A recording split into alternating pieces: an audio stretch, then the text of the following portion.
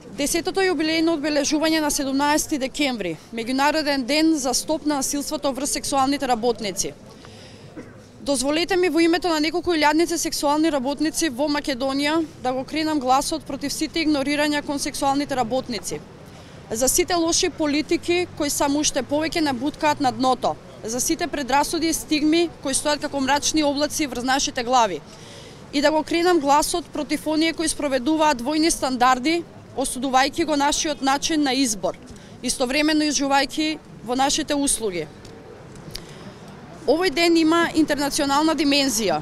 Во многу земји широм светот, сексуалните работници маршираат со црвени чадори во рацете со цел да бидат слушнати од општеството, институциите во земјите каде живеат и работат.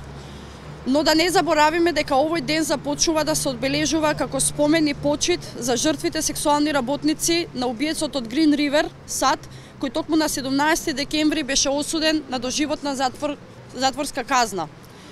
Затоа повеќе од една деценија сексуалните работници низ целиот свет го одбележуваат овој датум со порака да се запре насилството врз сексуалните работници.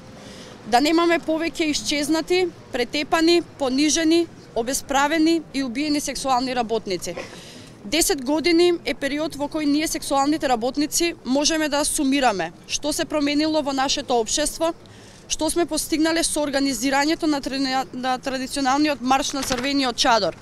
Од тука имаме резултати со кои можеме да бидеме горди, но истовремено резултати кои се поразителни. После 10 години Македонија има силна и гласна заедница на сексуалните работници, тоа е тоа што не прави горди. После 10 години сексуалните работници имаат голем круг на поддржувачи. После 10 години ви имаме и вас, медиуми, кои правилно и вистински известувате за она што ние говориме, за нашите барања, проблеми. Но лошата страна од нашата приказна е се уште присутна.